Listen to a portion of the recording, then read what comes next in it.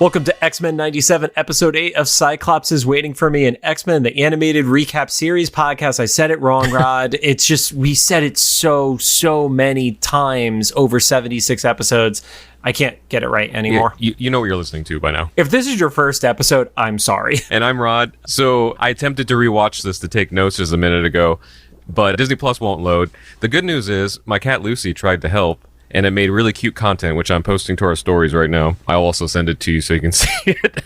I feel like you also need to post it on Monday when this goes live again, because otherwise there's zero context for people.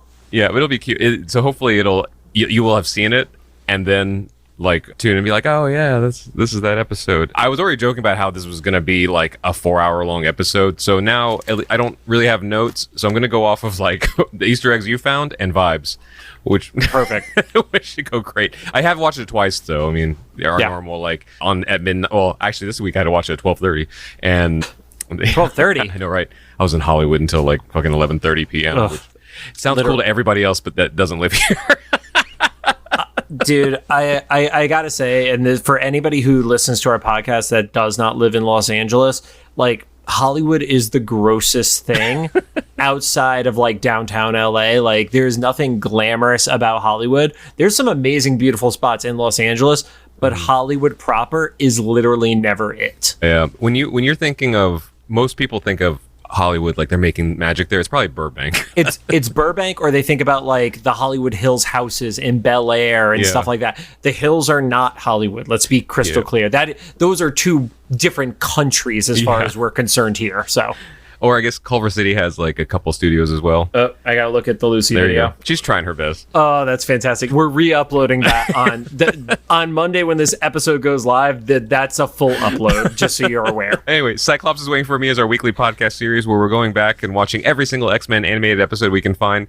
This podcast started with the original 1992 X-Men the animated series, building up to this moment, the release of X-Men 97, and that has never been more important until this set of episodes. I had mentioned last week to another friend, you should watch One Man's Worth before watching this. And then Bo DeMaio tweeted a whole list of episodes. I think it was 6 episodes that compromise what you should understand for context of this one. Yeah. Yeah. And that's a bare minimum, right? Because those episodes kind of have a little bit of background too. So it's a whole thing. Some quick reminders. We're a recap show about an episode that aired less than a week ago. There will be spoilers.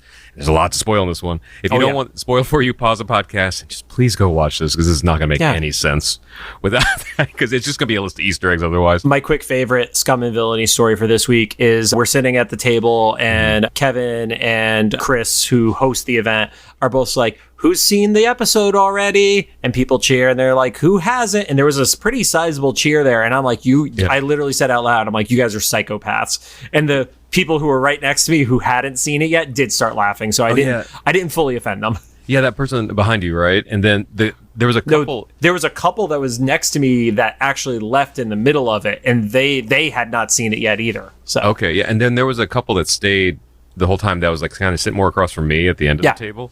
And I could tell through context clues of their conversation, they were like, we know we should watch this, but we haven't. I'm like, you're dropping in at episode 8? Holy shit. He's like, I just really want to watch Bad Batch. Sorry if you so happen to listen to this and you were there, because I don't know anymore. It's Hollywood. That's insane. Actually insane. Also, Bad Batch is over now, so they can get back into watching this. Yeah, I guess. I just can't imagine not watching all of 97, and I don't even know how much of 92 they watched, and then dropping in here and everything that happened. But it's like dropping into fucking Game of Thrones during the Red Wedding. And I don't watch Game of Thrones, so I don't. And you even get the reference. I just know it was one of those episodes that whenever it happened, I just heard a lot about it and didn't know what they meant. And it was I guess it was some context of everybody dying or something. But oh yeah, that was bad. It's like that, and there was the meme of Walking Dead and the guy with a baseball bat, Negan, and I saw so many parodies of that. And I don't know it from the actual show. I just know it from the parodies and the memes. That's it. But anyway, come back, go watch it and come back to this. We're currently not sponsored or affiliated with Marvel Animation, Disney, or Disney Plus in any way. Don't forget to follow us on social media at Cyclops IWFM Pod on Instagram, TikTok, Threads, Twitter, and Facebook. And of course, make sure you follow us on your favorite podcast services. One last thing, I want to shout out our friends at Guardians of the Galaxy who had me on. I believe their episode would have gone up on the Friday before this, so I'm talking about something that was recorded in the past posted after we record our episode because Rod needs time to edit because we don't have paid editors and such. Thank you, Rod. But they had me on and talked about this episode, and it led to a very interesting theory, which I didn't tell Rod about last night, that I'm going to bring up in the episode today. And yeah, it was just really fun to talk about the show with fellow X-Men nerds. So. That's awesome. Yeah, I love all the hosts of Palaxy, and I was so happy that you got to be on there because I would be useless if I was on there. Just be like, yep, thanks, guys. Okay. I don't know. I feel like Tommy is an agent of chaos, and you and him would get along very well. I think it's too much because I'm unintentionally chaotic. Like, I just, like, the YouTube channels I'm with, like, fair. I stumble Tommy on stuff. is pure chaos, like intentionally chaos. And you can tell he's like a trained actor because he's like a yes but his and is always chaotic. But you're talking about like the timing of everything is really fitting for this episode because it has to do with both past, present, and future simultaneously. So, fitting. Yeah, it's a Bishop story without Bishop. It's perfect. Right. Now on to the show. Today we're going to be talking about season 1, episode 8, titled Tolerance is Extinction Part 1, which we do know is a 3-part finale that's all happening. It's basically a mini movie. It aired on May 1st, 2024. It currently sits at a 9.5 star rating on IMDb. It moved up because originally it was ranked number 3 underneath Mutant Liberation Begins, and since that happened to now, it has moved up into the number 2 spot. More people like watch it, or more people who already watched it go back and saw more things. Yeah, possibly. So hopping in real quick, the previously on, I believe this is the only character who's had it twice with Cyclops' voice in this one. Yeah, and no hate to the voice actor, so maybe this is a combination of direction or something, but I mentioned when we watched it together, like, I don't know if anybody else expected it, but I expect that when it's Scott, it to be a certain cadence because of hearing it so many times, and it just wasn't. And so it just sounded messed up to me, even though it was perfectly fine. It's just like, man, you just hear that exact same cadence of previously on X-Men in that voice. And it just wasn't that, but it was Scott. So the recap is actually a pretty simple one. More reliving of Genosha. You get the quick reaction from Storm. You get the big Trask fight from the end of the previous episode alongside Cable's debut. And then Magneto and the Bastion reveal from the end of that episode. So it was pretty much what you'd expect that previously on to be. There wasn't anything that felt Easter eggy or like you should know this part in advance of it. Yeah, because we have enough Easter eggs to deal with in this episode. But also enough twists and turns. Like, I don't know how many more you can fit in here. So intro starts off with the classic song, of course. And we see for the first time since episode 1, Professor X is back in the rotation of title cards. And then we did get one single new shot, which was Magneto on Asteroid M with the Blackbird flying by it from Sanctuary, which is one of those episodes that I believe Bo DeMaio had recommended people watch. And that was another thing that led me to believe that this episode was going to be about Magneto being weaponized by Bastion. Right. I mean, that was my theory coming off of it last time. Yeah. Which I now have a different perspective on that theory. We'll get to that at the end, though. Mm-hmm. So, episode starts up with Cable, who is shooting bottles just in the glass. I don't think he needs to do target practice with that big ass gun, personally. Maybe it's his version of like a fidget spinner. That's awful. Instead of shooting people. Okay, I mean, I guess in that context, it's a positive. Jean is asking Scott, who's watching him through a window, how everything is going. And then Rod, one of your favorite lines is like, oh yeah, his mutant power is disappearing every time I walk into a room. I like that it took like 4 minutes of Scott being a dad to make dad jokes. You get a little bit of information that somehow Bishop and Cable, at the time Nathan as a baby, got separated in the time stream, which we know can happen based off of Beyond Good and Evil, because that's how Bishop ended up at the end of time in that episode. And he just said he landed alone. So we don't know still how Cable was raised or even what timeline he landed in. You know, obviously, if you look to the comics, there's a lot more to explore as to how and when that happened. But, you know, we don't get that here. And Scott is feeling sorry for himself, and it's like, you know, I messed up. He's doing the self-pity thing, and Jean actually gives the, you know, maybe it was just he came here because he needed his dad, which I don't necessarily think that's the case. Nope, not at all. She's trying, though. Scott does say, not only did I screw up, I screwed up so bad that I sent him in the future to get better, but the future's so bad that he came back here to stop it. Oh yeah, and that's where Jean tried to do the like glasses half full scenario. I cracked up live as Common Villainy. I think I was the only one that found that humorous. You were. But it just cracks me up because we just saw that episode a couple weeks ago, where he's like, it was just big dramatic, like saying like Moses down the river, It's like, nope, it was complete like 180 from that. Back to the war room, though. Cable is explaining basically to the full team Bastion's history and mentions that, he basically was able to create these Sentinels using the same virus that Sinister had infected him with. And then, basically says, oh yeah, these things can now reproduce because it is a combination of machine and human as a next stage in evolution, essentially. Yeah, I think this was like the only point that we saw coming, right? The techno-organic virus having something to do with all this. I didn't. Oh, really? Yeah, no. Okay. I knew a little bit about Prime Sentinels, but the versions I had seen, especially within reference to Cassandra Nova, it was like basically nano Sentinels as opposed to a virus. I think this is to your point that you made before about like my ignorance of the comics kind of helped me in this situation. Yeah. Because they gave Nathan the techno-organic virus when he was a baby. And then they introduced like this Trask like living sentinel thing. I was like, oh, okay, so this is like, derived from the virus thing, right? 'Cause those are the 2 points of context I had. Right, and it's able to develop it using the technology. I did see somebody online had a misinterpretation of it, though, where they were saying, oh, Cable going to the future is what created the Prime Sentinel virus, and that's not the case. So, yeah, I didn't connect that necessarily yet. No, I mean, I think that was just a misinterpretation of it. But it's mentioned that this evolutionary war lasts for 300 years. And the significance of the 300 years is that it goes past Bishop's timeline. So it feels like this is now an alternate to any of the timelines that Bishop has shown us in the show, at least at this point, because none of his had any mention of Bastion or an evolutionary war involved in it. Morph makes the fantastic line of, oh great, another dystopian future where Logan is the last one to survive. How does Morph know about that? I don't know. That's a great meta line, though. It's a fantastic meta line because it is in so many of the X-Men alternate realities that happen. I mean, including literally like Old Man Logan, where he's the last one to survive. And, God, I'm trying to think. One of the only ones I could think of where Logan isn't the last one is the Marvel podcast series called Wastelanders, which is an alternate version of Old Man Logan. And Rachel Gray is actually one of the only ones Rachel Summers is one of the only ones who actually survives longer than he does from the team. So, gotcha. Is there one where Hulk is the last one? But I'm saying from the X-Men. Oh, okay, gotcha. There are multiple stories where Hulk is the last one. Okay, absolutely, yeah. That it happens about as often as Wolverine being the last one. So yeah.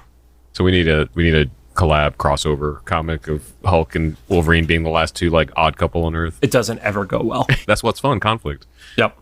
And Cable cuts it off and it's like, no, it was actually a utopia. I had to rewatch this section a couple times to grasp everything Cable was saying. Go for it. What's your perception on it? Well, because when you actually think about what happened there, like, it's terrible. But oh, yeah. He didn't try to... I know he thinks it's terrible. That's why he's back in time. But he said it in a way that it sounded great. Well, I think it's all the perspective of timelines. Mm-hmm. Because you look at, was it 3999, which is when Cable's timeline was, that everything was just on fire and awful. But he also acknowledges that the mutants that did survive are effectively just slaves, too. Yeah. But so... because he said it was a utopia, but he said it as a mutant. That's what was like kind of a weird sell on that, because like it's only a utopia for people who aren't slaves. But I would also argue, compared to his future with just literally everything is in ruins and in shambles, it's a culture that isn't at war. So I don't think he's saying it's great that mutants were slaves. I think he's essentially just saying, we're not in constant bloodshed. Yeah. However you get there. And I kind of equated a little bit of what you were seeing there to the Shi'ar episode, because they're in some of the planets, like you have the laboring races and stuff like that, that are quote unquote taken care of, but they're still doing manual labor in the mines, or gardeners, while, Lilandra and Charles are picking flowers and stuff like that. Favorite game, Rod? 4 mutant cameos. Who are they? Trying to think who was there. I don't think I remember anybody, but everybody's older, right? So like, does green hair mean it's Polaris? Green hair is Polaris, yes. Okay, that might be the only one I got. Everyone else is like, I don't know what age mutant that is. So, first two, technically not aged, but they were the two mutants from the Days of Future Past episode that were on Wolverine's team as Bishop was capturing him. Oh, okay, yeah. Those were those two who looked like the pyramids of Giza were behind them as they were like smashing shit. And then, I just mentioned the name, so I was hoping you were going to pick up on it. Rachel Summers, aka Phoenix, who is originally from, in the comics, the Days of Future Past universe, and is technically the half-sibling of Cable, was the one in the sky by what looked like the Golden Gate Bridge that had, like, the lines across their face. So okay, I remember that character. I didn't know that was Rachel. I'm also not very familiar with Rachel. I only know her by name. And it also really depends on when the artwork was done, because there's certain times where the lines are not on her face. There are times when it is. There are times when she's just like cutesy redhead, looks like Jean Grey vibes. Like, yeah, so it's all over the place. Flashback kind of ends as Wolverine is pretty abrupt in blaming Cable for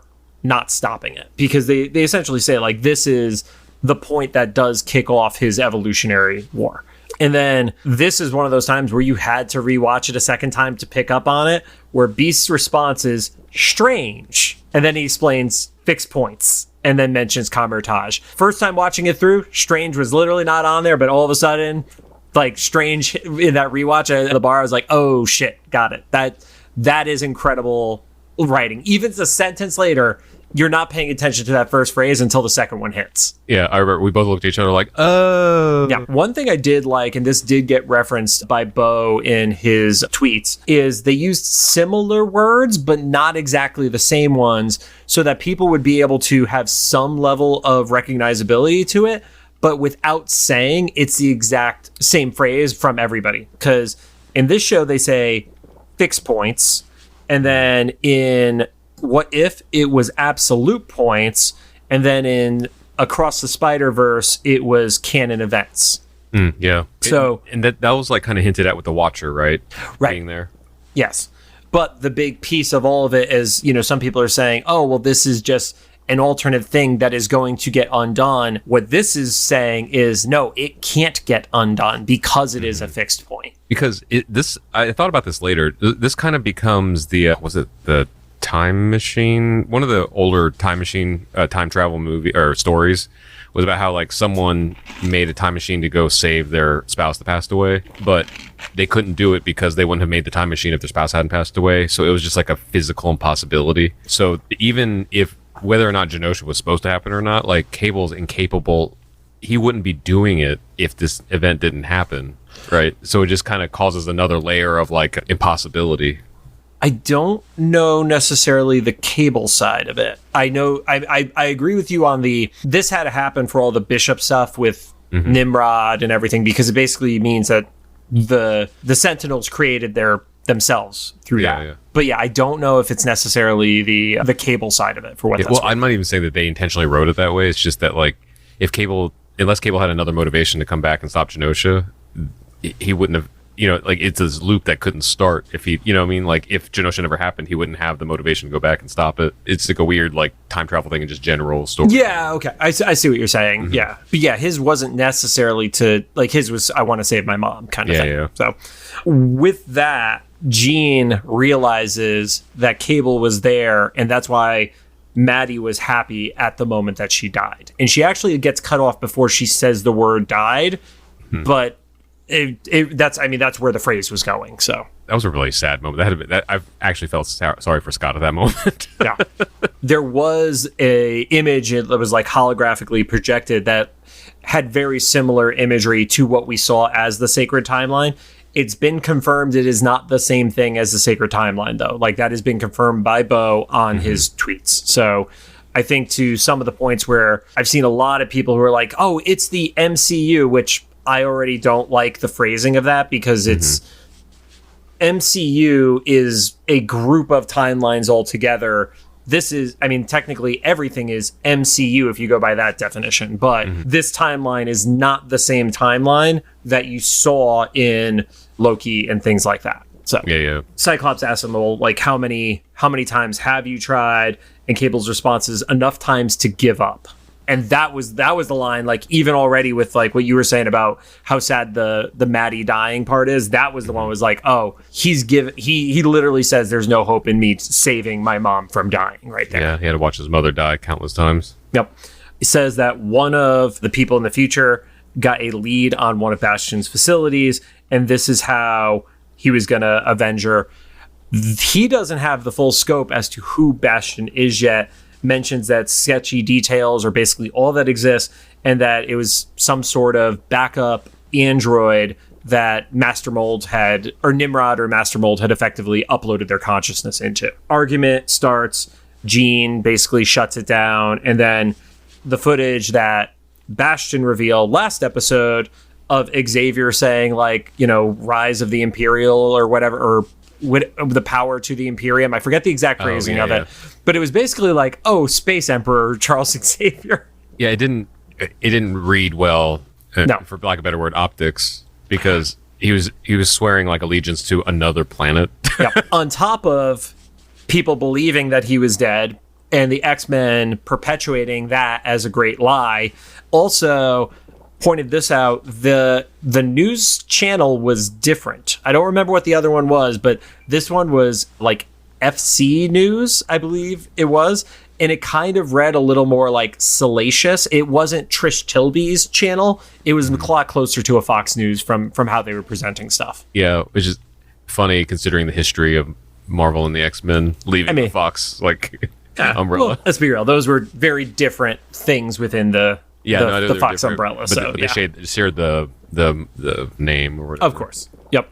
And then they mentioned that Gyric's would-be assassin was also recently found dead, and that's where Wolverine says, fuck this, and slashes through the television. Yeah, that was part of those dominoes they were talking about in previous episodes, right? Where it was like, this is like when you cherry pick story points to like sell your side of the argument when you're like telling a friend about it or something, right? You're like, yeah, you direct your own narrative, yeah. Yeah, and it's like, well, technically those things happened, but not the way you thought. Like, he was murdered, but by the person that released the footage. Right. We jump over and you see Jubilee is with Roberto and his mom.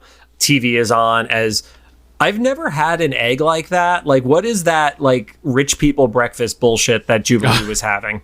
It's not poached, but I know what you're talking about. Yeah. Is it poached? It's not poached. No, it's not poached. Like, but I know what you're talking. It's like some fancy thing that it looks like a decorative egg, but then you just kind of eat it out of its shell or something. Yeah. I'm surprised she knew how to do it. I mean, she didn't do a great job. It looked like she got some shell inside of it. Yeah. So, and then one of the other Easter eggs you see on the TV, and they actually cut off the first name, but it's William Stryker, who is on this news program. Something important to know, like, we had the Stryker from X2, which, Rod, I know you don't love the X-Men movies, and that's okay. But in the movies was a military presence.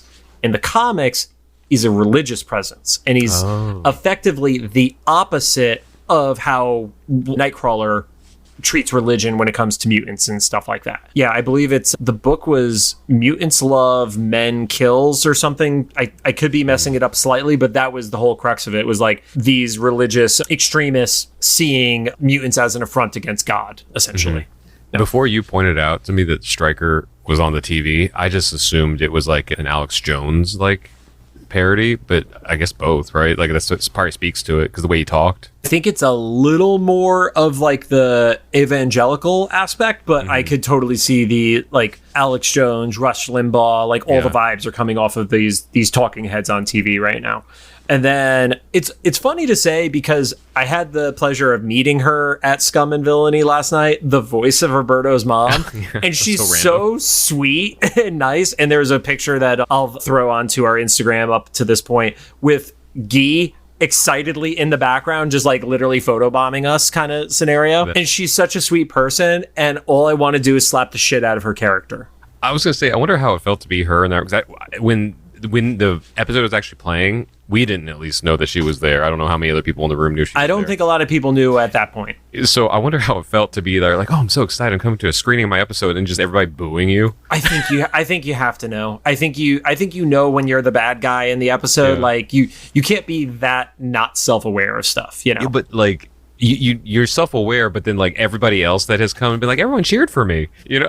Except there was that one guy who's like, fuck you, like he literally yelled it in the middle of the screening at the character. I mean, that guy yelled at everything. Yeah, but that was targeted. Yeah, I appreciated his enthusiasm, but even I was getting a little like over it. But the mom basically is like, yeah, we're gonna have this benefit and it's gonna be great, and you know, all those poor souls on Genosha, which just comes across as like the most condescending way to talk about it. Like, it is performative allyship, essentially, like at its finest. Yeah, because she was talking about having a fundraiser instead of just like donating the money. Right. And then also straight up says, you know, well, we're doing something because the X-Men really aren't, and obviously that's like, you know, underhanded right at Jubilee. And Jubilee basically, like, she Roberto's mom tried to gaslight Jubilee, because she was like, Jubilee's like, well, we were trying to keep you people safe. And then she's like, oh, you people? Well, we don't believe that one bad apple spoils the bunch. And it was like, oh, this isn't her first rodeo with this kind of shit. Yeah. Everybody was ready to punch her in the face. Yep. And then Jubilee is like, well, you have a trust fund. I have good taste. Let's go shopping. And Roberto just gives his mom the death stare. I was so prepared for Roberto just to stay with his mom. I'm so glad they made the decision to like, this is a different story. Right. I feel like in other series, it would have been like, I'm sorry, this is family. Yeah. I feel like if it was set in the 80s, that's what it would have been. I feel like in the 90s is when that change started to happen. Yeah. You know, jump over and there's like a, you know, treatment room where Rogue is still out cold from the fight with Prime Trask. And Jean and Nightcrawler are there, and they kind of have a bonding moment over Madeline and then over Nightcrawler and Rogue's mom. It was an unexpected combination, I felt like. I say this all the time. I love this Nightcrawler. I mean, I liked Nightcrawler before. I love this depiction of Nightcrawler. His writing, his delivery, even the Adrian, I think is the voice actor's name. This is a fantastic job of delivery. Like, I want this pastor as like my life coach. I feel like the way it was written in 92 had a little bit of a preachy vibe to it. I don't get that from this. Like, it, you know, it's providing perspective rather than influence for what that's how I vibe on it. Yeah. Before he had that, he still helping, but he always attributed it to the religion. And this one, he's just like not trying to like sell you on the club. Right. Basically, he's like, no, you go, like, here's good. I liked how his perspective was like, regardless of how you see things, like if you still feel this way, then the net came out how it needed to. You know, we were left with this. So what does it matter? Right. And that all relates to Jean's memories about Cable. Even though she was not the one who actually birthed him, she remembers all those feelings. He's like, well, isn't that what counts at the end? Is that you remember how you felt from it? And Jean does a little bit of that pullback of like, but at the end of the day, it's still her son, referring to Maddie. And Kurt gives a great like found family conversation of like, yeah, I wasn't blue enough for my own mom, but then Rogue and I decided to be family instead of just being strangers, which probably could have been the easier thing. Yeah. He says strangers or even enemies. And that reminds me of a song. If you or anybody else is familiar, there's an artist named Rina Sawayama, and she has this song called Chosen Family, and it's fantastic. It's just kind of about this, and specifically for her as the LGBTQ community. But like, the song was so great that she had a little bit of an independent following, but then that song got discovered by Elton John. And so there's another version where Elton John sings as a duet with her. Oh, that's awesome. Yeah, it's a great song. I would recommend hearing the solo one first, because I prefer that one, but it's also cool to hear an icon sing with it. But that, I felt like if there was like a needle drop moment, you know, for this show, I was waiting to hear Chosen Family right at this moment. It's fine. We got Happy Nation and then a massacre. So we get a quick shot of the Summers family in a jet together. They're heading to Harmony, Pennsylvania. I didn't know if there was any significance to that. I couldn't find anything. Rod's favorite state of Pennsylvania, though. I guess just that it was supposed to connect back to One Man's Worth loosely, right? Was that where? I only got that through context clues because of what we learned later about when they get there, what is there, but I don't remember it ever being specified that Xavier was at school outside of Pittsburgh. I mean, it's entirely possible. I thought they like moved away. So maybe. Yep. But again, I could be totally wrong. I didn't look that up. So tell us in the comments. I will say we have awesome people who do pop into the comments that are giving constructive feedback whenever we do make a mistake on stuff. except there was like one dude who only saw our YouTube shorts. They are not a subscriber or anything like that. That guy was a dick, and I don't care about them. Yeah, I don't understand. We're far enough into short form content that people should know that podcast clips like are very prominent on social media. No, this guy was like, you guys have too much time on your hands and no wives. And I'm like, that has nothing to do with our fandom for the show. Oh, I didn't see that. Yeah. Now I jump over. Sinister's in his lab. Val Cooper walks in with a uniform on, which I'm assuming is just effectively the zero tolerance uniform, because all the other lab technicians are also wearing that too. So they're all basically wearing the same uniform as Bastion. And she calls Sinister Bastion's own little Dr. Mengele, which did you know that name? Only from like world history stuff, but I don't know like the in-depth history of it. So specifically, they were the one who was doing a lot of the horrible experiments on people at Auschwitz, and they were referred to as like the angel of death from all the awful stuff. So it's an incredibly biting comment for Val to make to Sinister to his face, you know? Right. And then and she came in with a sling, right? So, yeah, arm was in a sling. And this had to make you feel better. It's like, okay, this is probably not Mystique. I wouldn't say it necessarily made me feel better, but I just never got that vibe. There were moments where I could have seen it throughout the series, but it's always been more leaning to not. I never wanted to say impossibility, but I never was like, yes, I fully am behind this either. So yeah. And then Sinister, because we remember from the episode Descent, which was also one of the episodes that Bo recommended for people, he's been around since the late 1800s. And he specifically mentions that he knew Mengele, but he also gives a little bit of, I don't want to say shade, like that's not powerful enough, but he's like, yeah, the dude could have been more, but he decided to be a Nazi pup. Like he also, as awful as Sinister is, even Sinister is like, fuck the Nazis, you know?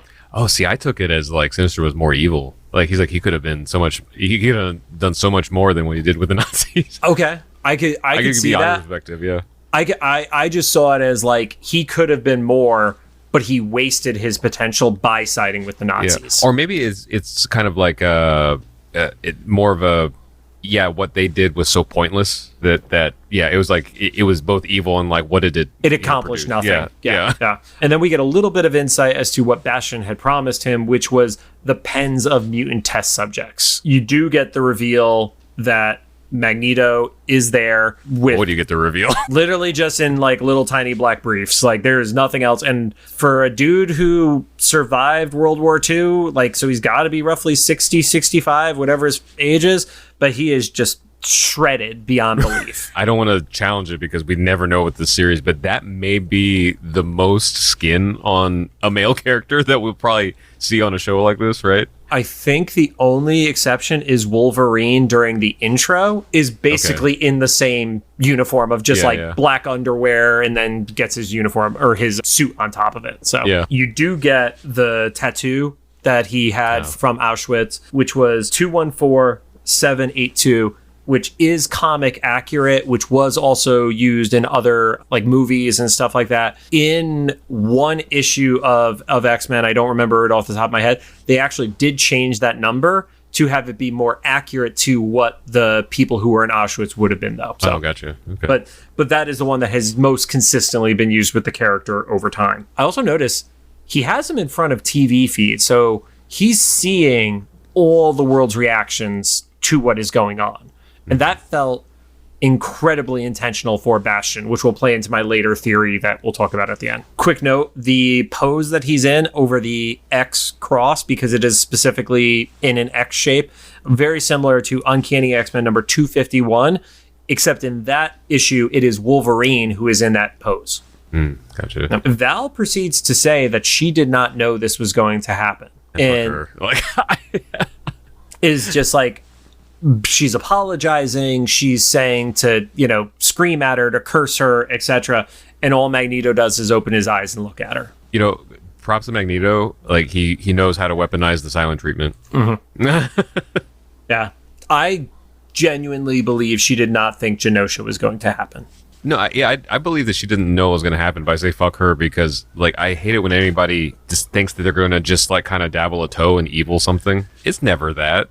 Like, you're still even if it doesn't lead to something bigger, you're still contributing something like not good, like intentionally. There's something to stumble into it. Like maybe if she thought she was doing something like honorable or whatever, that might be one thing. But you work for like a genetic madman, you know, and like whoever this Bastion, you know, she knew enough to know this was like not a good situation. And it could, and I'm not justifying it crystal clear, but she, I think, got very caught up in the whole like UN needs to protect people. And like we said in a previous episode, at one of those UN tables, Bastion was literally sitting right next to her. Yeah. So it got beyond her control. Back at the mansion, Trish Tilby arrives with some cocoa. Specifically, those cups are Kate's Coffee. Kate's Coffee is a location in the Marvel Comics universe. Oh, okay. I originally, you had texted me something about an Easter egg that we'll talk about in a little bit later.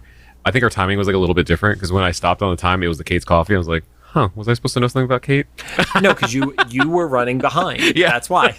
Yeah. Beast is still not overly happy with Trish, but she's saying, well, there's no more yellow journalism here, which, you know, for people who don't know, it's basically muckraking is that style where you're just literally saying all the worst stuff to sell papers, not because it's actually providing value to people. So she kind of acknowledged like she's turning a corner and getting back from like, you know, Insider or, you know, Inside Edition, you know, rather than, you know, going back to actually being a newscaster. Okay. So I wasn't familiar with that term before. I've heard it used a few times, like over my like lifetime and such. But yeah, it's specifically about like you're being salacious for the sake of getting a rise out of people. It's not that you're necessarily telling lies, so it's not like, you know, Weekly World News and stuff like that.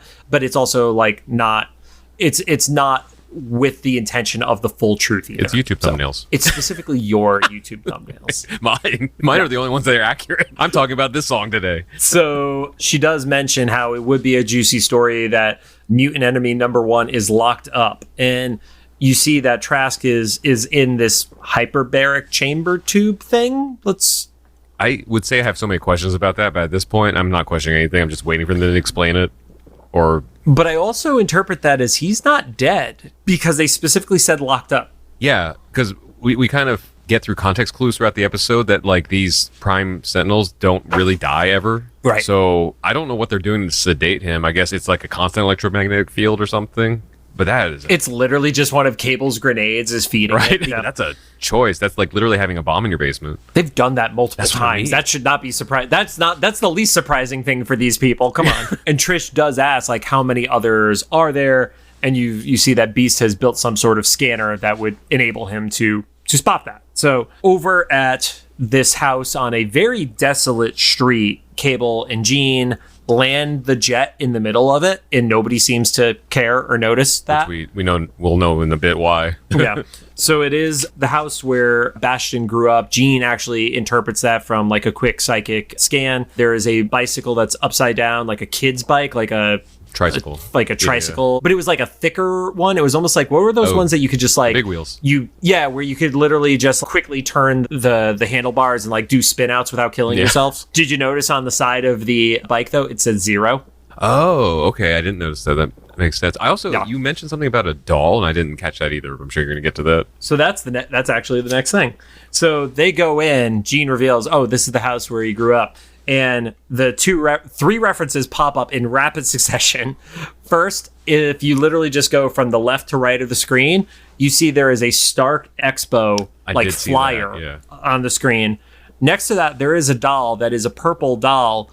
That is actually Machine Man, who is Aaron Stack in Marvel Comics. In the comics, actually, there is interaction between Cable and Machine Man and Bastion in a 1998 comic book. Oh, wow. And at one point, Bastion actually tries to infect Machine Man into becoming a Prime Sentinel. Okay. So I don't think we're getting Aaron Stack in here, but that was like their nod to the histories of these two characters. Yeah. And then there is what looks like a book or a VHS tape or something like that. I can't remember exactly what it was, but it was labeled XM52, which I thought was X-Men number 52, which was a issue called Twilight of the Mutants. Okay, I'm not familiar with that. Yeah, it's a Eric the Red story, I believe, in the comics, but it was... my interpretation is it's literally just because of the name Twilight of the Mutants kind of scenario. Gotcha. Yeah. They also see on the wall a photo of a young Bastion with the mom and the dad. Mm-hmm. So this one has been interesting because we see the mom, and through the flashbacks that we're going to see in a second, it's pretty clear the mom was the waitress from the bar where Logan, Storm, Bishop were all in One Man's Worth. They show the dad. A lot of people are saying the dad is the one who was the Marlon Brando reference, who actually helped Wolverine in the fight. Mm-hmm. They look slightly the same person to me, but they do not look like the exact same, whereas the mom spot on does. Yeah, the glasses were the same thing, right? The glasses were the same thing. The dad is wearing like a different like hat and stuff like that, and it's just like it didn't seem like the same person, especially because he was literally stopping the racist from getting into the fight with him. You know? Or maybe that's not why he's not around anymore. I don't know. It was that like, because people have confirmed it is the mom, but the dad was like a little bit different. Yeah. And it just kind of like it, and I could be totally wrong on that, but it just like, I was like, wait, why would the dude who's like fighting the racist be okay with the mom who is obviously a racist? I mean, maybe. You don't have to make me say it. You know what I'm thinking. Yeah. I know. And I mean, I'm skipping ahead slightly, but there is that the thing that you referred to as the Sentinel STD. Yeah. That does, just be clear, it goes in his ear first, Rod. It is not, it goes up his pants, but it goes into his ear. So, but he passes it along through some sexy time. Yes. So maybe it is that Nimrod infection that makes him okay with the mom also being like a racist piece of shit. So, or she doesn't exhibit it right away because she didn't see that diner scene. Right, so or he didn't see that diner scene. He was, I mean, if it's the same guy, according to the bar fight, he saw the whole scene. Oh, okay. See, I didn't get a chance to rewatch these episodes like I wanted to because I was busy this week. I just have One Man's Worth embedded in my skull. So that is where they actually do see the mom who's sitting there like awkwardly next to a lamp, and it's just like creepy, and like it looks like a scene out of like a horror movie. Like somebody's about to like have body horror happen to them when that shit goes down. Yeah, if horror movies have ever taught you anything, don't trust old white people in poor lighting. It never goes well. It's not specific to horror movies here. It's just life. That's just a life lesson. And especially when she was like, let me go pack my things. Don't trust that. I do love though, Cable's like, well, I guess we're going to see how this plays out. So they're basically like, it's a trap. We know it's a trap. But let's just see what happens here. They go into his room, and we actually see drawings on his board, which you can tell this kid is messed up because some of the drawings on the board are like literal crayon drawings from when he was a kid, and he lived and grew up in this room. So that meant that this like thing, cyborg, whatever the hell he is, was literally keeping up like shit that they drew like in crayon as a child, because it was like, I'm obsessed with that building on fire. Yeah. And if you actually look at it, it is the Institute that's on fire that you would see later in the episode. Yep. And then there's like Sentinels in the artwork and everything. It's just like Jean does a flashback and basically starts seeing that like as a kid, he was hearing machines, and there's like master mold in his head, and like all the history of the Sentinels is just like getting downloaded into this kid, and he doesn't understand why. He just, you know, he's in pain, and then he basically accepts it, kind of scenario. Yeah, and his mom doesn't help the situation so much. Yep, and then you get what I was alluding to a minute ago, the dad, whose name is Richard, so therefore he is a dick. And, you know, there's the whole like, oh, he is basically a descendant of every Sentinel, past, present, and future. Wild. So, you know, to your credit, it's still... And then they bang in a car. Yeah, there you go. At makeout point or whatever that ended up being. To your credit, it might still be like a nanotechnology thing, you know? They're probably not going to explain it, but it seems like the most plausible way, right, for it to be in an organic situation. Well, I think plausible, yes, but easiest for somebody to get without needing to then get into, oh, nano sentinels exist. Mm-hmm. Like, the show's already established techno-organic virus, so you're like, oh, well, this is a thing that already exists. It's just another version of it. So it's like kind of like a very acceptable storytelling shortcut, I feel like. Like, I guess in my head, like the techno-organic virus and nanotechnology or whatever is kind of like overlap. Could be the same. Yeah. Right. Yeah. But I just imagine how the internet would go with like the people who are casual viewers of the show, that there would be like, wait, so there are little baby sentinels that are walking around in your bloodstream? It's just like it's virus. You guys understand virus. That's why when I tell friends who haven't quite caught up with the show or have watched the show, when I say Sentinel STD, like they immediately get it. They're like, oh, okay. And then you get like the him as a child hugging his mom. There's like they're in like this weird canyon, which I don't understand what the context of that location was. And she was in like construction gear. Like, I have no idea. Wait, what if we find out that she like worked in Genosha or something? Like building the original master mold or something like. I mean, dude, it could fit, but yeah. And then we get to the spot that I refer to as the Cabal meeting, which is all the shadowy figures on screens. Mm-hmm. So this one even caught me by surprise, and everybody that watched it, because who had these cameos on their 2024 bingo card? So before we get into the cameos, they're basically being like, you know, you basically doing what he did almost messed this all up for us a year ago, and basically made people feel like they needed to like be tolerant to the mutants and everything like that. And then he's like, you know, this was, you know, I gave you Genosha because now Genosha gives us what we want, where if you're not the one who's in the line of sight, that concern starts to become apathy when there's too much of it. And that's something like we hear on a literal daily basis with opposing sides to certain arguments right now. Of like, you could only hear bad news so much when it doesn't directly have anything to do with you before any empathy you have starts to go away. And obviously that's not a good perspective to have, but it is what we do see happening in real life. He said he was overloading your bandwidth, right? And I would argue even if it does have something to do directly with you, there's still a level of fatigue from that because you have to like you have to continue to exist, right? So like it sucks. Like yeah, I mean, I remember specifically at January 6th, like when that was all going down, and I'm saying this from a neutral perspective, regardless of where you fell on that, how are you supposed to like continue like working through your workday that like during that? Like people are like, okay, well, we have to get back to a client. I'm like, who the fuck is talking to their client when there's literally something major, like from a historical perspective, going on in Washington, D.C. right now? Or even just like, you know, more micro stuff. Like when I remember, I mean, it's been decades since I've had a day job, but I remember when I had a day job, like even when I had like family emergencies or if I was personally, you know, bedridden sick myself and stuff, boss didn't care. Or like, so tell me when you can be in. I'm like, do you want to know when I'm going to be better first? Yeah, no, they don't. They want to know when you can clock. Right. And then we got the cameos. So Rod, I know you know the first two, so let's talk about those. Fucking Dr. Doom. Who would have thought that? I know that you say this is not MCU, but in the Disney era of Marvel, this Disney era of Fox Marvel, however you want to put it, like that we were going to get Dr. Doom here first. So I'm going to say absolutely. Somebody who I met at a mixer about a week ago literally called it out. His name is Aramis, and we were messaging back and forth about the show. And he gave like 4 predictions, and the only one I said there is no way was him saying Dr. Doom was a part of this group. And I was like, there's no way. And then I was like, I sent 2 messages during the show.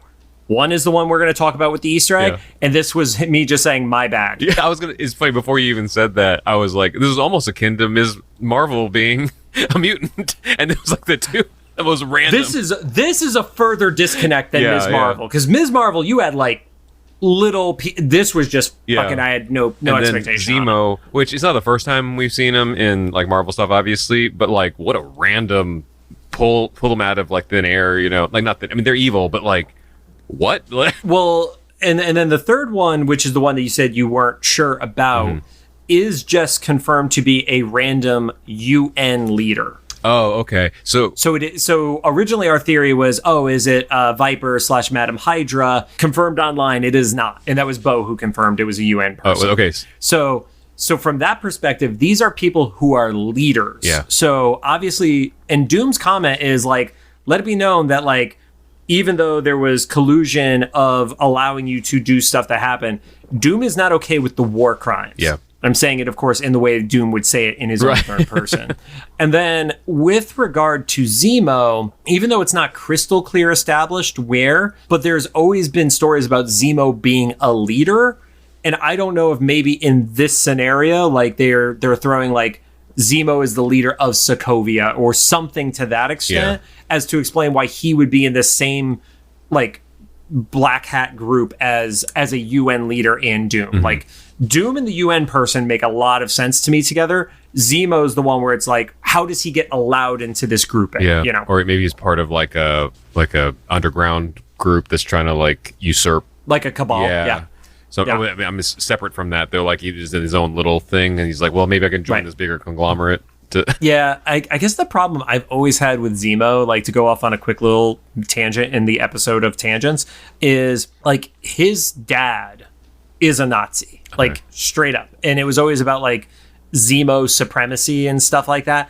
And I always have like the same problem I have with like Red Skull is like sometimes they'll like give Red Skull this very cool moment, quote unquote. And I'm like, but it's still a fucking Nazi at the end of the day, you know? And I think the MCU show gave him this like likable character, and I'm like, I never want Zemo to be likable ever. Right. That's my own personal opinion. And the MCU version of Zemo is the only one that I was really familiar with before the mask came into play. Right. So Bastion is basically like, yep, cool. We'll make sure to send a memo out next time that's going to happen.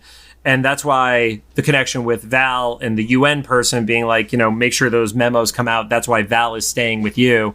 So that reads to me as like whatever's going on here is actually like DL UN sanctioned, which does go along with the comic book storyline of Operation Zero Tolerance, of an international community looking to take down mutants, but they're not acknowledging they want to kill them kind of scenario. Yeah.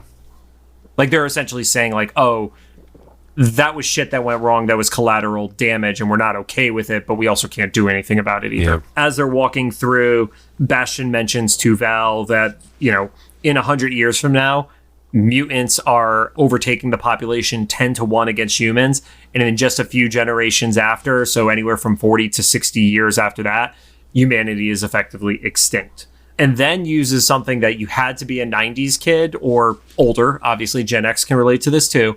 But mentions the whole, it's like all those ozone layer things, act today to protect the future. And if you're under the age of 30, you probably don't remember this. Everything was about protecting the ozone layer because it was so bad. There's a massive hole in the ozone layer over Australia in the 90s. Yeah. Collectively, as a species, we did fix it, and that is no longer the issue that it was. We have tons of other issues and we're totally fucked, but that was like one of the only times in history I think everybody on the planet is like, oh, we have to stop this now, otherwise we're fucked in 20 years. Yeah, and that's wild that it's like one of the few things like the world actually succeeded in like fixing that it became, but it was also like so unceremonious. Like all of a sudden you just stopped hearing about it.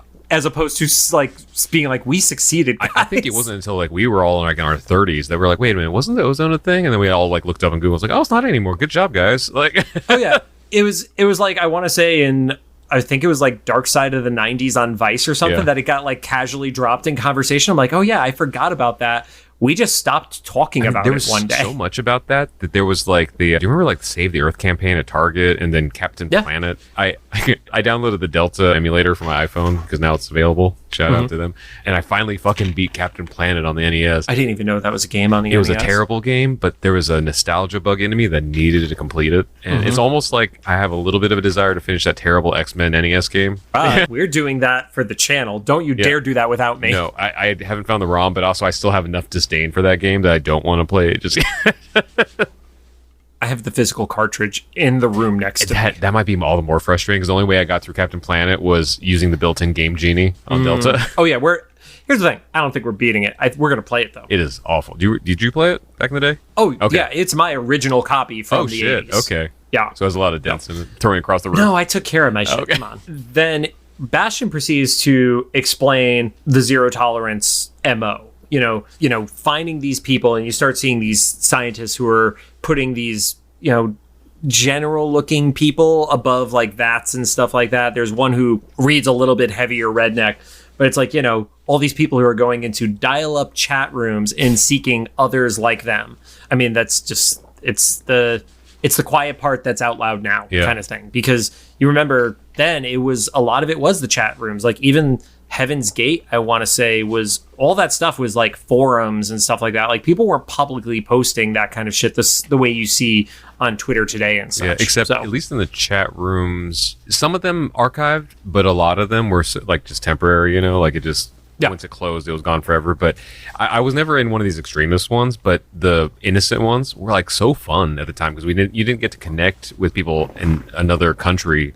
So I remember, and this is speaking as a youth group kid, like I'd go in and be like, oh, there's a chat room for DC Talk fans, like, right. And be like, did you hear the latest remix of Jesus Freak? Like, yeah, and that's it. But it was fun because you didn't get to talk to your neighbor about. Well, you could talk to your neighbor about that, but you can talk to somebody in like Sweden about that. And then you'd hear all the early internet myths of stuff that like, oh, did you hear about the Legend of Zelda thing where you do this and you blow a hole through? And it's like most of it was lies and bullshit, but it was still fun to have those conversations. All mine were the Mortal Kombat ones. Like, did you know there's a new code? Did you know that what's funny about those was half of them ended up being true because the developers made them true. Ermac. Yep. And then he gives the examples of like, construction sites where 10 men are laid off because there's one who's super strong.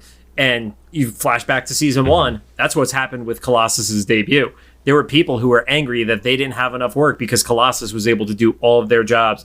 And then they give the example of, well, what about a taxi driver when somebody could just teleport them instantly? I would pay so much money for that right now to just do instant teleport in this fucking city, yes. Or just anywhere. Yeah. Like I have friends and family that are across the country and they're like, when are you going to visit? I'm like, whenever I don't have to fucking take a plane, man. Like, that's the thing is I don't mind seeing you. I just hate the 6 hours or the actually 12 hours it takes between like getting to LAX and that two of those hours are easily LAX with the hour to get there. And he's kind of saying like, I'm just giving them a reason to be relevant again. And that's the manipulation tool he's using for all these people. And then you see they drop the dude into this vat and he starts like doing like the twitchy things as he's becoming the Prime Sentinel. And he's talking about, well, they're not even going to know. They're going to get the treatment. They're going to opt into the treatment, but they're not going to remember they had it done. And then they will effectively like have this happen at an appropriate time, I think was essentially what he was implying. It's a really clever way of kind of explaining how indoctrination happens anyway, right? Like you go to whatever, I don't know. You mentioned Heaven's Gates, because I don't want to offend any like actual like religions or groups or whatever, but like you go to a cult meeting. Let's say cult in general. But Heaven's Gates was like a 90s like kind of understood thing. You just get fed this thing without really knowing it, and then the extreme reaction kind of activates one day. And the example here was, that a mutant starts flirting with them at a bar, and that's what triggers it for them. And Val is not happy with it, doesn't agree with it, and then he gives a great line that she reminds him of a dinosaur that is fretting for the sake of the asteroid before it hits. Yeah. And then she was like, I'm just afraid you're the asteroid. Right. Like, that's kind of the same thing, right? Yep. Back at Bastion's house, the mom comes in the room, specifically points out her favorite piece of artwork that Bastion has done, which was titled The Final Dream, which he did when he was 16 years old. And I don't know if you got a chance to pay attention to it. Obviously, your rewatch got a little fucked up, and engineer Lucy was not able to save it. But specifically what stood out to me is there is a 3-headed Sentinel in it. Very similar to either the Tri-Sentinel from the comics or the Wild Sentinel that we saw here. But there's also 3 mutants at the bottom who look, one's very similar to Beast, one is very similar to Angel, and one is very similar to Cyclops. I did notice that. I gathered that it was the X-Men underneath the Sentinels, like kind of figurative and literal foot. But that was, so a little meta conversation, like when it got revealed or people started realizing that mom was the same lady from the diner, and they were like, well, she wasn't the racist. It was the diner like manager or whatever. I was like, fuck her. She said something to him because she had a problem with it. She literally said that Storm and Wolverine were holding hands. And then this cemented it when she put this whack picture in front of them and she was like, this is my favorite one. Like, this one was your favorite one? This is the one where you should be sending your kid to therapy. Right? Yeah. It was also called The Final Dream, which has a very obvious allusion to the final decision and then the final solution and such. So, And then she said art. It was basically like, very similar, like, art imitates life. And that's when she begins to transform and power up. And then we do get to the Easter egg. So it's so funny because the time coding got kind of weird. I didn't notice the one you pointed out. I noticed a little bit later, but yeah, the store was Wasserman's, and so I took a screen cap and sent it to Ron, and he had no clue. He texted me back like the next morning, because this was once again like 1 a.m. by the time I was at this point. I hope that man sleeps with his phone on silent for the shit you sent him. Yeah. So the next morning, I want to say I was having coffee, so it was probably like 7-ish in the morning or whatever. He was like, "That's so fucking cool." And so it was just nice to see that he was still acknowledging in there, even though he was omitted from like the production of the show. But then you texted me back like, "Oh, there was another one," because I got a screenshot of where Jubilee and Sunspot are running out of the mall, but the establishing shot was a much clearer view because someone made fun.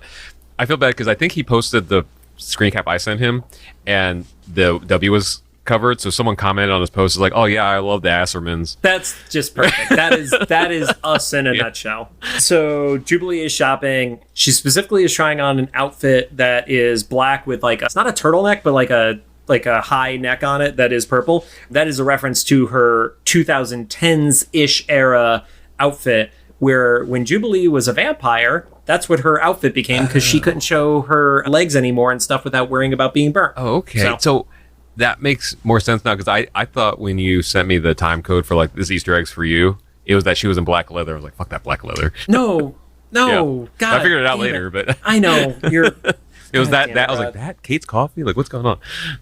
So she starts to ask like, "Oh, what do you think of the outfit? Don't worry, I already love it. I know." The butler Ford is with them, and he gives like an awkward like look over, and Roberto's like, "Dude, what the hell?" And then he transforms at that same time.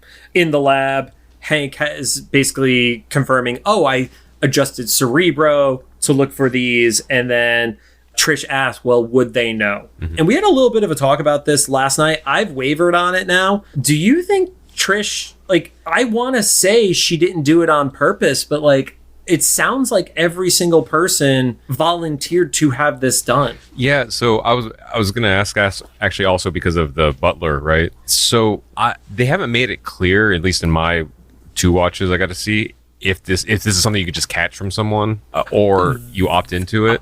But I feel like my impression is opt in. I feel like it would be a much stronger story choice if you had to opt into it purposely, and it couldn't even, just barring like being kidnapped. Right. It would be so much more powerful if even if Trish was sympathetic, there was some percentage of her that was like, well, I just don't, I want to be like 1% on the side of humans and stuff. And same thing with the butler and everything. I guess the butler makes sense because of Roberto's family, but like if anybody that they reveal from this point on being a Prime Sentinel, it'd be an interesting plot point, including the people who didn't transform that were in like the bigoted groups. Like that would be really interesting. So I have a very specific comment on that one too. So worldwide transformations start happening. Australia hits first. You see shots of where it's a mom and dad and 3 kids, and the parents do transform, but the kids don't. So it meant that the parents didn't like put their kid through the treatment. That's a whole other level of evil. Which, thank God. Then pull back meta thing real quick. Beast says the line that Rod never understood why that was a reference because he wasn't a comic book guy of "Oh My Stars and Garters," which when we were originally trying to name this podcast was one of my suggestions. And when you said, "I have no idea what that means," I was like, all right, cool. So, but that was like a little meta moment for me. And then he is like, oh shit. And he's about to warn everybody. And that's where we see Trish's hand pops in, grabs his wrist, and then just like throws him into like all these very bendable metal supports around places. They've learned a little bit of lesson. They're like, this mansion gets destroyed every few years. We just make everything pliable. Yeah. She references that like, oh, well, we can't let the surprise get spoiled, and mentions that her creator is very artistic, which obviously I don't know if I trust artists anymore after this episode. And then we get the second time where somebody's high heel is unlocking somebody's new kink. Heel on a furry, right? Yeah, that was... Yep. At least it wasn't going through him like Deathbird's heel through Ronan's face. Yeah, not yet. We don't... Like, after Trish turns back, if she survived this, we just don't know. Right. We'll figure out if Beast, like, requests it later. Gets punched through the floor... Wolverine, Nightcrawler, and Morph are all there. And Wolverine, of all people, should not be saying that he needs to have a talk with Hank about his taste in women. I was going to say, I guess to Logan's credit, though, Logan's romantic interest die. Lady Deathstrike is still but alive. They only sometimes betray him. Lady Deathstrike tried to kill a lot of people. Yeah. The fighting breaks out. In particular, you see the mom has tossed Scott, Cable, and Jean out, and they realize that the entire town has been infected with these Prime Sentinels. So does that mean they were abducting people? And that's like the only spot I have like a holdout of like Trish of like, did everybody in this town all actually volunteer for this? If it was a small enough town, I can see it. I'm not speaking ill of my specific small town, but right. I came from a very small town, and I could see at least the majority of a small town being coerced into something extreme. Right. Because like it also, when they showed the whole town, it was like what, maybe like 100 people or something. So fair. Pretty, yeah. Or that's like the ones who didn't agree to the process. Like they went and like had their backpacking trip across Europe to find themselves. Scott tries to blast the mom, who literally like pops up a shield and is able to deflect the blast, and then they take off in the jet. And none of the Sentinels are shooting at the jet successfully. They are the stormtroopers of this series. Right. I love this. This was the beginning of the family moments, right? Right after this, then it starts moving into the family moments. Yeah. So back in the mansion, and we do lots of quick cuts, and we're not going to say every fine detail about the combat, but Morph transforms into Juggernaut, charges at Trish, and then Trish is just successful at tossing them through multiple walls into another room, into the library, going through Nightcrawler as well. But the cool moment of all that is, even though Morph wasn't successful, like sabers start landing on the ground. And if you know anything about Nightcrawler, that was like a, yeah, we're going to get it moment right there. I know it. I knew it first because of you mentioning the swashbuckling Nightcrawler. Right. I was like, oh, this is a gift to the comic fans. Yeah. Oh yeah, absolutely. That was Excalibur era Nightcrawler to a T, no doubt. Quick shot at the mall where we see the second reference inside of Jubilee and Sunspot leaving Wasserman's. As they're leading, a bunch of random people in the mall start turning into the Prime Sentinels, and they have to split up. Outside the mansion, which is our last shot of transformations, you do see some of the people in the mob who are protesting, and then you see some that turn into the Nanos, or the Prime Sentinels. And I feel like this had to be a conscious choice. The guy who was in the Friends of Humanity was not transformed into a Prime Sentinel. There was specifically one FOH wearing dude, and they were not transformed. And I wonder if it was like, even Bastion is like, let those extremists be on one side, but don't let us be identified with the quote unquote hate group. I legit think that was a choice of like, he wouldn't let them into his group because he wants to give the image of protection rather than hate group. Yeah, or he's just like, even they're too dumb for this. Yeah. My virus can't fix this level of stupid. I can see that. Yeah. Inside the mansion, we start to get more of the fight going on between Wolverine and Trish. And then they basically start shooting up into the air. And Wolverine is just hardcore stabbing and slashing right into Trish at this point. That was a nice little warm-up, a little appetizer for what we were going to see shortly after. Because that little thing like kind of jarred me watching. Is like, I've never seen animated Wolverine jab his claws into someone's side. Like actually going into something that wasn't just a pure metal inanimate object. Like even though we know it's like they're not a human anymore, like there was still like things that resembled organs and such, and there was like the goo coming out of them in purple and everything. So, and then as they're fighting up in the sky, Wolverine is able to break out of it, and as he's going back down, he's slashing through everything possible, and they crash through like 4 levels of the mansion. When the first time I saw that, I thought that he was going to start slashing through the Prime Sentinels to slow down the momentum. Not the case at all, because he just went full force in that. He was just like taking limbs with him just for the fun of it going down, which I fully support. Yep. Rogue is in that hospital room, recovery room, and there's a few Prime Sentinels just in the dark with their eyes glowing, waiting, and it looks like they're about to make a move, and then Wolverine comes in, makes the save. This woman is just like, just stand down. Why not just accept the future? And we get great moment for people was Wolverine's like, I got 6 reasons for you. And then Nightcrawler comes in, slashes through one of the Sentinels and says, no, I've got 9 for you. And it's such a painful pun for me to say out loud because he's German and 9 means no. Although if it helps to soften the blow at all, the captions do say 9 as like the number 9. I know it does, but I know what it was intended to. Although new surprise, even though we got the sabers before, like the saber on the tail was a surprise for me. I don't know if that's a thing in the comic book. That was so cool. Yeah, that was fantastic. And then we get a lot of great fight scenes happening there with Nightcrawler and Wolverine. Nightcrawler starts to realize we need to get them away from Rogue because they start regenerating themselves, and proceeds to like stab into them. And when he's stabbing into them, he could teleport them with him. And that shot gets kind of concluded where the last one, Wolverine, is stabbing into its chest as Nightcrawler's stabbing it from behind and teleports it. And you actually see for the first time in X-Men 92 what teleportation looks like for Nightcrawler, which was different than how we saw it in X-Men Evolution.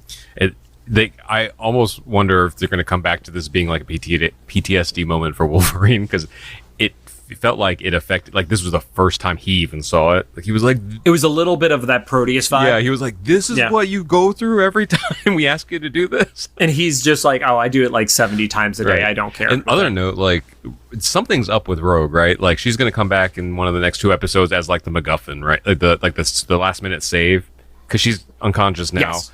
And so we're going to discover like, oh, she absorbed enough of like this prime something, Nimrod, whatever. And I don't know if it's necessarily the absorption. I think that's a very good theory. I wonder if it's just she took a hit like she's never taken before, and she's so close to invincible that it's not that she's like dying. It just takes her so long to get there. Yeah. But again, I've learned not to question you on this show, Rod. So I just think there's going to be something that unexpected besides her just waking up. It feels like they're setting her up for. I fully agree. There will be a big save moment, no doubt. Yep.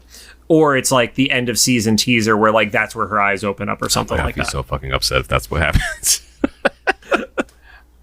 Over on the rooftop of the mall, Jubilee is running, and she makes a comment that everybody can fly except her. And because she's being chased by 2 Prime Sentinels, she's like, fuck it. And she like launches herself slightly with her power. Doesn't really have a plan as to how she's going to land. But then Sunspot, in full transformation, makes the save. This is his first time fully utilizing his power for a full body. And she's pissed. She's like, even you? And he mentions that he has been practicing in secret in the danger room because he wanted to surprise her. He's gotten used to flying, but he's not used to steering yet. 2 things. I feel bad for Sunspot because this was supposed to be a big moment, and it was a big moment for him, but because so much other crazy shit happened in this episode, it was like it got like kind of overshadowed by all the other crazy shit. When in almost any other episodes besides maybe Remember It would have been like a highlight of what happened, right? Whereas in this episode, it's unfortunately like a number 5 or 6 moment at highest. I'm happy though. I don't know if you saw Guy's post. I did not. So he posted that moment at Scum and Villainy when he got to watch with everybody, and he implied that he had not watched the episode yet, so he got to so he hadn't seen himself flying. Yeah, so he said he had no preview footage, and he got to watch it with a cheering crowd because that crowd did cheer at that moment, so I actually got the acknowledgement in person, so that was good. So that's really cool to get to see that. That's great. No, I will make sure that we reshare that. I'll probably reshare it tonight after recording, and then I'll do it again on like Monday or Tuesday in case you guys haven't seen it. Then on the Blackbird, that's where we start getting the family moments that you start alluding to, where the whole like Jean starting to act the mom role, even though like she's not going to be like, call me mom to Cable, because that would be fucking weird. But she's like, oh yeah, make sure you wear your seatbelt. And she literally like telekinetically puts it on him. He's like, don't tell me what to do. He becomes a teenager too. Yeah. Well, because he never had a mom as a teenager, so he has to fight somebody sometime, right? The Prime Sentinels are trying to get onto the front of the jet, start like going onto the windshield, and Jean does like one telekinetic throw, but then you see there's like 40 of these things surrounding the jet, and then 3 of them just throw themselves into its engine, and that's the only time I feel like there was a real fucked up thing that they chose not to animate. Oh yeah. But because they go in and they blow up, but it's also like before they blow up, like that's gonna be gore, right? That's that Indiana Jones fight, right, where he throws a guy into the propeller. But even then, I guess like they're implying that the guts will land on the ground hundreds of feet below. In reform. Yeah. But I do love, because some people have been like, how many jets do they have? And they actually make the comment of, well, this is the 3rd Blackbird in just as many months. Hank's gonna be pissed at you. I love Scott's literally just like, fuck this. He says everything but fuck, but you could hear it in your head. One of the Prime Sentinels is like pulling down to aim it so they can't even pull up to make it crash. But as that's about to happen, through the back, a Porsche launches out into the sky. And even before Cable calls out, you have a Porsche. I was like, is that a Porsche? Like that like 90s iconic Porsche? Yeah. Like, I am not a car guy. We've established this. If my car breaks down, I'm fucked. Yeah. But I recognize that it was like that classic Porsche style. What do they call that, hanging the lantern? When Cable was like, you have a Porsche? Because they knew that the audience was going to say the same thing. Yes. I've never heard that phrase before, but that's fantastic. I think it's like a theater thing or a writing trope of like when you acknowledge something like kind of tropey happening. That the audience is going to acknowledge too. That's awesome. And then real quick, you could blink and miss it. You do see as it gets onto the ground and starts driving, and it's almost always covered by smoke. There's like 4 frames where it's clear. His license plate says Slim SL number 1M, which okay. I think you learned that from the episode with Joe Slepsky from Joe on Joe podcast, that is Scott's nickname. Yeah, because I was like, man, fuck this Cyclops guy. And he's like, well, here's the thing. I was like, oh, okay. Yeah. They go into a tunnel to try to escape where they realize other Prime Sentinels are trying to stop their way. And then you get this great team up of the entire family. Cable tosses the roof off the car. Scott stands up and is shooting a hole in front. And Jean, from the passenger seat, is driving the car using her telekinetic ability. And then they shoot out through a wall. And you get like this great superhero landing of them landing in a bubble and then the car blowing up from behind on them. Yeah, poor Porsche. Yeah. Over at Roberto's family's place, there is a Humans for Genosha banner on the wall, which just feels gross, man. Like I said, it is the most performative style of this shit. Also, what a lame fundraiser. That was such a small ass fundraiser for what she built it up to be. Maybe. But it is also a penthouse in New York. Yeah, no, I mean, that part was nice, but like she made it, she was like, get 15 cases or whatever. You know, it made it sound like it was going to be this like Met Gala or something. Oh, that's because she's a lush. Yeah.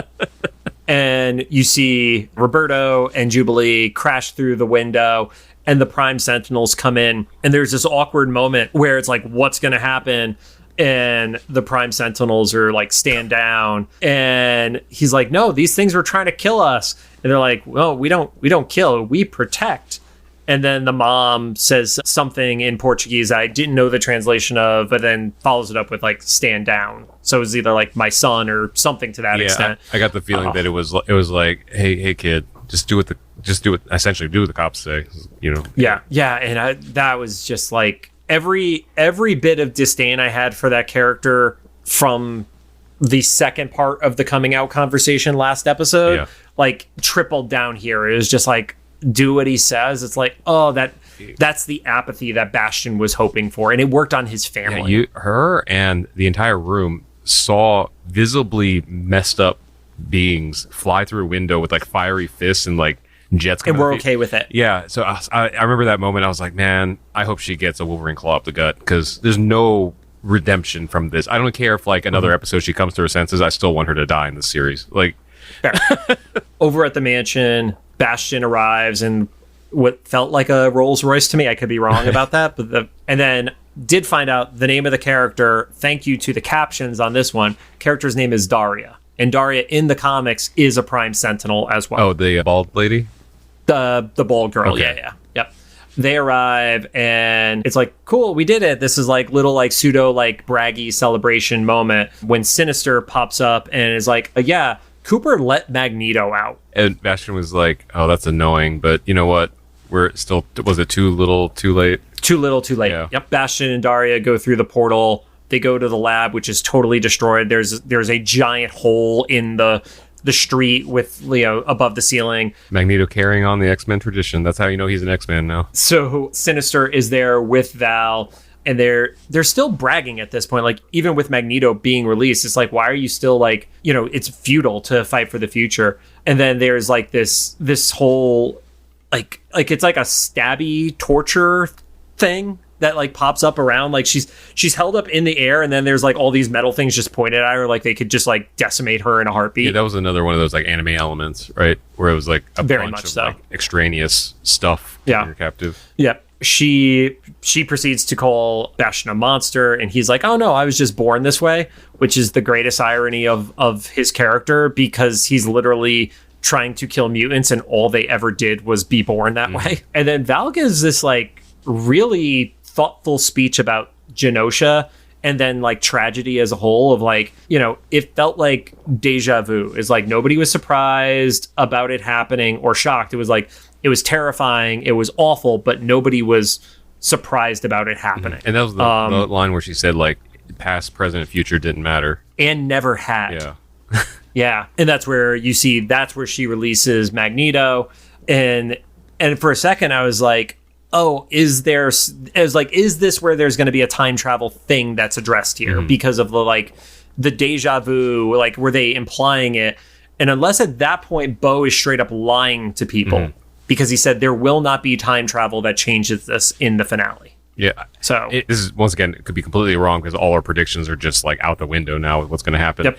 The only thing I could see that like would be not a good, but like they might try to change with time travel is all the like the civilians that are dead. Yeah, and I think that the thing is like even in the comics with Genosha, the people who died in Genosha didn't get revived for like 15 plus years in real time kind of scenario. So regardless of all that, but she mentions like it's just still the same ugly place, and that's why I was like, oh no, she's literally talking about what we experience as a species of like, oh, there's another tragedy and then we think we're going to fix it, but 3-4 years later there's another mass tragedy, and that's just kind of like this ongoing thing that we've accepted. And I think that's kind of like what has been talked about on the show of like, some people are saying, oh, they need to be more subtle with it. And it's like, no, you can't be subtle with this message because real life is too subtle and we accept this bullshit. Or I would argue like real life is too loud all the time. Like everything's at 11. And so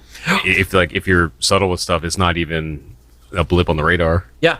There's a quick showcase of Jubilee and Roberto as they're being put into the Genoshan cuffs. And then it basically is like the whole time Magneto knew us better than we knew ourselves, better than Charles knew us. And I feel like this one phrase could be its own full podcast of conversation, honestly, of Magneto was right. And maybe for the sake of like, let's revisit that phrase after the show is over. But what initial thought did you have that like there was no subtlety to it? It was like they are owning it here. I think that it's not she and anybody that's talking about it isn't necessarily even saying that he was moral. He was just right. Like this is gonna turn out the way you think it is. The only thing he was wrong about was gathering all the mutants in one place. But he was right about like humanity, right? And specifically to the speech he gave them when he pulled them all into space, you know, Val and the whole crew and stuff. He's like, don't prove me right. She was like, well, you were right. So Magneto goes up to the North Pole, and the significance of that is obviously the Earth's polarity has nothing to do with Santa Claus, Rod. But he killed Christmas. Also happened in the comics in the Fatal Attraction storyline, which is the infamous storyline that had the hologram card covers on every one of the issues, where he does an EMP that shuts down the world. That's so awesome. It was so badass. So we did talk about this. I don't think it was shuts down the world in that it's going to permanently be off. Yeah. I think it is enough that it's like the equivalent I gave was Ocean's 11, where they set off an EMP, but it's just a short term, like shuts everything off for a moment, and then you have to turn stuff back on again. Long enough to kill people in hospitals and airplanes. Which also got confirmed on Twitter, so I wasn't crazy when I said that. Yeah. And also, I mean, I know people say like, well, what about cars? I was like, even the gas-powered cars in the 90s, there was computer-controlled, vehicles and stuff, so... You would have had to have like a car that was from like the 70s where it was still fully just gas operated, essentially. And its radio is fucking fried. But so literally millions of dead. No doubt. And then all of the Prime Sentinels falling out of the sky after depowering. We've talked about this before, but we're not clear on how that regeneration works and if it's shut down, etc. And if they wake up later, did they regenerate from that, or did they depower and then fall to their deaths? And there's no way to turn them back on kind of scenario. So at that point in the episode of Easter eggs and cameos, we get the biggest cameo of, I would argue, the series, where we see full suit, back and front, Spider-Man landing on a rooftop in New York City as the lights start to go out. And strike a pose so you can take a screenshot. Dude, I've seen a lot of conversation of like, does this mean Spider-Man 98 is going to happen? My theory on this is they are going to see how this first season of this show played out, as well as its follow-up seasons. I love that it's confirming that it is the same universe as the original 94 Spider-Man. The only thing that makes me wonder is, will they have two Spider-Man series in production and live at the same time? That's right. Given that Friendly Neighborhood Spider-Man is MCU connected, quote unquote, whereas this is its own animated universe connected. And it could be confusing for a casual person, because we know sometimes people don't gather all the multiverse stuff properly and like don't understand that, you know, even Christian Bale's Batman is not the same universe as Henry Cavill's Superman and such. So I don't think that they're going to do it very soon. Like, I think it'll be years before we see that.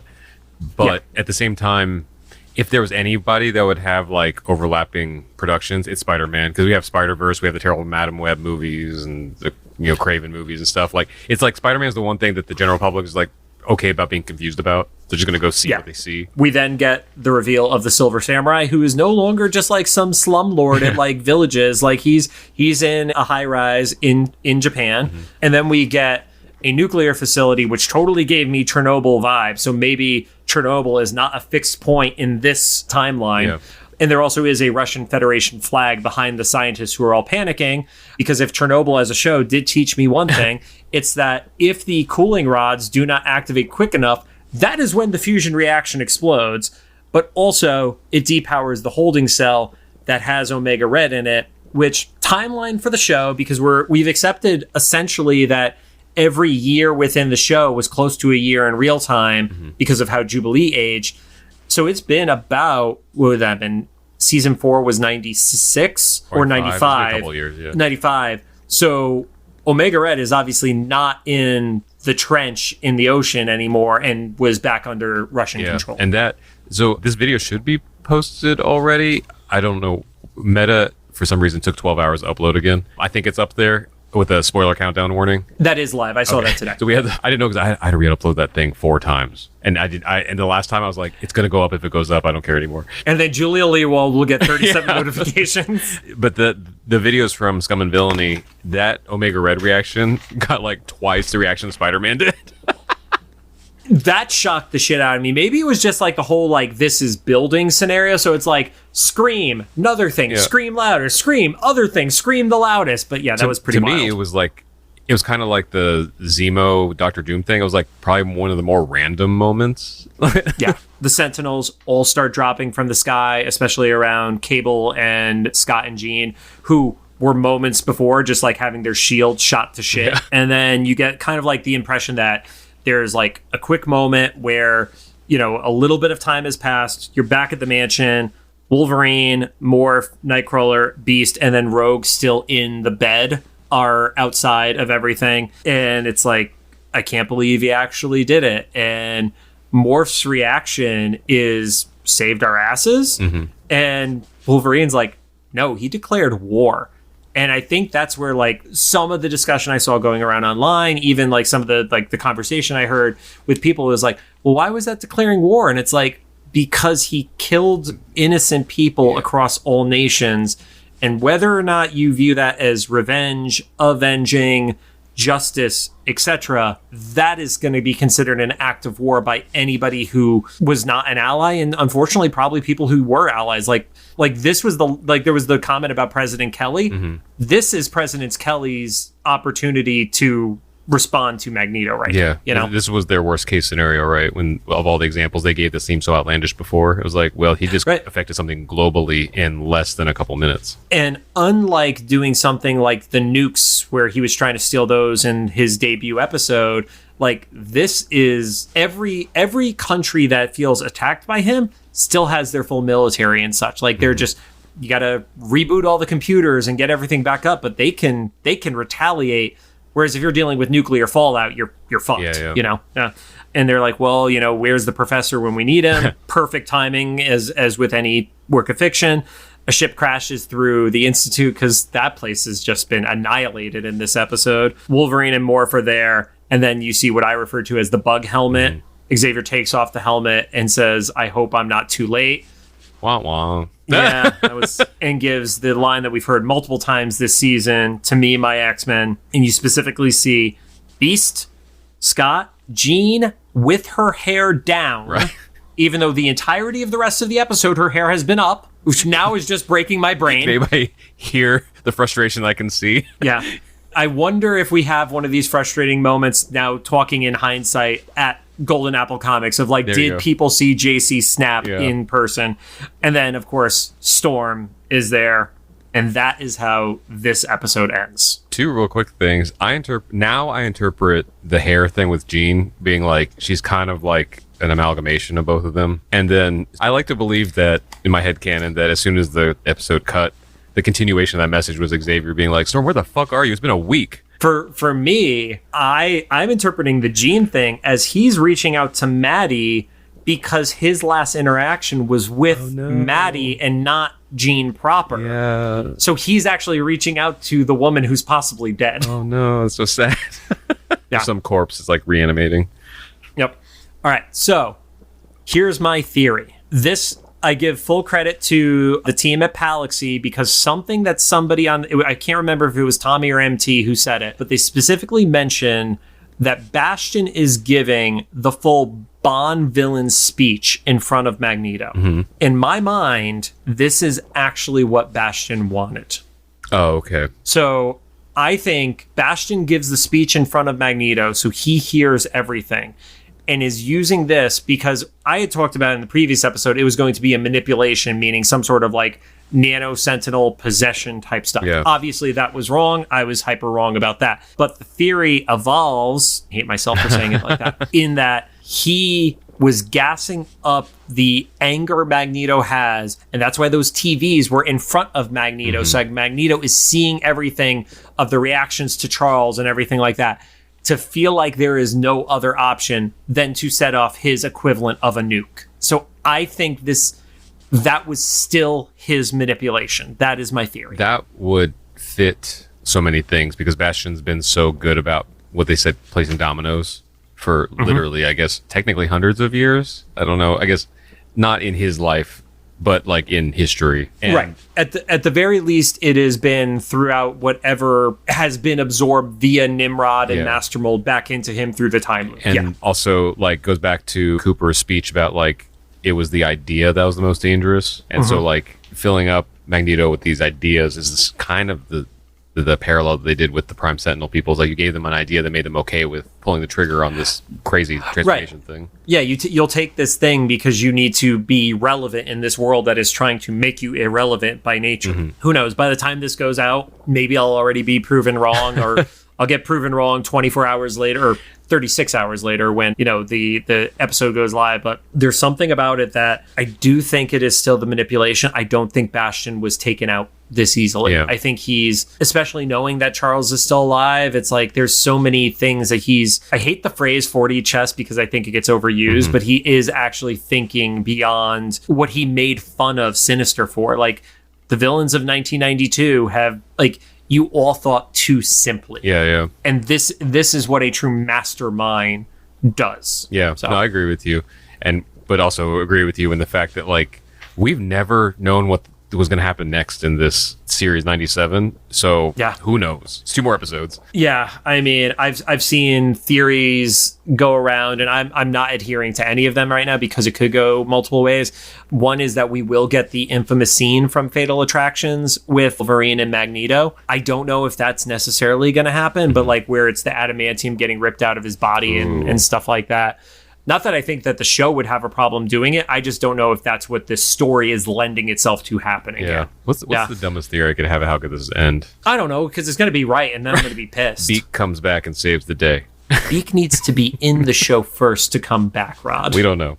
That's who. It's the debut of Beak and the Exiles. That's your theory. There you go. Right? Yeah, Beak comes back, takes down Magneto and Bastion. Then Rogue opens her eyes and they say season 2 coming 2 years from now. So one of the reports I did see is that they are essentially fast tracking season 2 to keep up with the momentum of it, because I think they want to avoid what happened with What If, because What If had a full like 2 years between it, essentially, correct? It's hard to tell too, because that I didn't mind that show, but it wasn't memorable, or, it wasn't like the most exciting thing. No, but aside from that, I think it was like one of those scenarios where it was like it came out and then it was almost like 2 years before it. Yeah. So the momentum of like even the Marvel Zombies episode, like I would have thought Marvel Zombies would have been like out and live by now, and that's not even out. So who knows? Yeah, it's smart of them to do it sooner than later, because otherwise it's going to become like a Stranger Things thing, right? Where like the 8-year-old kids are now like 32. Well, they have to worry about our generation dying. Yeah, right. I think that's the biggest issue. From joint failure. When you wake up and everything hurts, that's when you were an X-Men 92 fan. Yep. I was with some friends today, and they said something about hurting. I was like, oh, you want some ibuprofen or Tylenol? And they're like, you just keep that with you? I was like, sir, I am 41. Yep. Yes, and I also have fiber pills if you need them. So, I mean, I don't even want to wager further predictions on this. No. I just want to see what comes and enjoy it. And the only other thing that I think is worth mentioning is we are in communication with some members of the team, and hopefully we'll get more people on for Xavier Files supplementary content pieces. The Wednesday after this comes out, which is for episode 9, they are doing another event at Scum and Villainy. They have not announced at the time of us recording who that guest is going to be. The most recent one was the voice of both Emma Frost and Moira McTaggart. But yeah, I mean, honestly, if you're in Los Angeles, come to that event, because the energy in that room is fantastic. And I think Rod mentioning specifically Guy seeing that episode animated for the first time, where he got to take flight and have that big reveal and have people losing their minds along with him. Like, there is an energy there that, like, I'm not going to go as far as saying like it's not the same as being in a theater full of people when they did the Avengers Assemble line, but it has like that sincerity to it that I absolutely loved being there for. It's what I imagine my friends who enjoy sports feel like. It's because I don't like being in crowds, but I don't mind going to that. Like even this last week, usually I'm near there right before it happens, and so I just kind of walk across the street and go there. But this last week I was all the way across town, and you drove to get to I was like, this would be fun, so I agree. Like, yeah, it's fun to go if you're an X-Men fan. I was stipulate that, because I had another friend's like, oh, should I come? I'm like, no, you're gonna hate everyone in that room. And I think that to your comparison about sports, like I think it's probably the same, because it's like, yes, this is probably what it feels like when your team gets like a game-winning touchdown or something like that. But if I am at a sports bar and I don't care about the game that's playing, and somebody is like, ready to flip a table in excitement because their team won, they're the worst human beings on the planet to be next to. That's what we are to those people who are waiting for trivia to start. Yeah, that's right. Yeah, because there's and if you like trivia, trivia happens like 15 minutes after the screening starts. Yeah, we try to get there as early as we can from our regular life, and the screening usually starts roughly around 7 o'clock or so. And then trivia is usually like 8:15 or so. But if you do come and you want to get there to meet the voice actors and stuff, get there around 6 or 6:30. Just so you can like get in line and also just get a seat. Stop. Then you have to get there at 5 o'clock to service our seats, Rod. Don't give away the secrets. There's only one more week. So. Yeah. But in all sincerity, also, like we shouted them out before. Chris was a guest on one of our previous episodes, but Chris from Uncanny Experience and Kevin from Digital LA putting that on. Like, I don't go into Hollywood. I go to Hollywood for this. So yeah, I stay in Hollywood for this, which says a lot because I want to just get out. Well, I will take us home with 2 more episodes to go.